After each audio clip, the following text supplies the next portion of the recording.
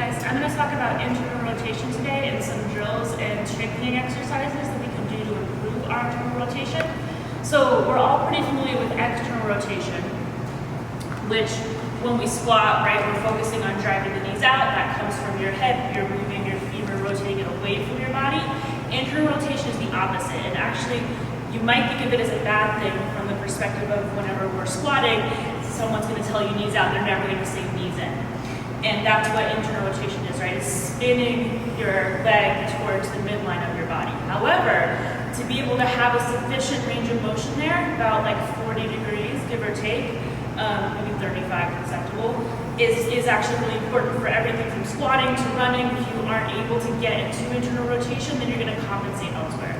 So some drills that we can use, something as simple as lying on your back. You can use 2 fists between your knees or a foam roller, keeping your midline braced, and then just driving the feet away from each other, trying to get as much range of motion as you can. So if you're doing this right, you'll feel this kind of right here in your hips, and you might be shaking. That's not a bad thing. But the purpose of keeping my hands is to make sure I'm not cheating right with my knees at all. And I'm just pulling my heels apart from each other. And you want to hold that for about 5 to 10 seconds to get that maximum contraction, as much as you can out of your hip. So once you've done that a couple times, maybe 3 10-second holds, breathing through it, we can come to our 90-90 or a shin box position. And from here, you're going to try to just spin so that you're parallel with your front shin here, hands on the ground, or if you need to, you can come behind, but try here first, see if you can get here.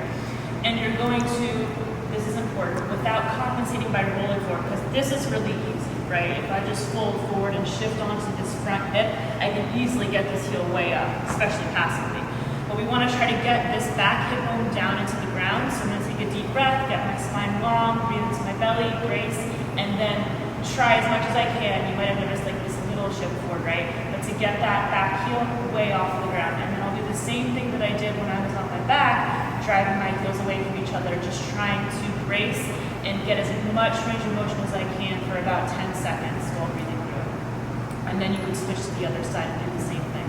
The last way that you can practice these is with, you guys will pretend that there's a band around my ankles, but probably the easiest way to get yourself introduced to this one is to just start, again, foam roller or use your hands and then pull your heels apart while you're sitting. So you can start with just body weight, and then you can start adding a little resistance band around your ankles.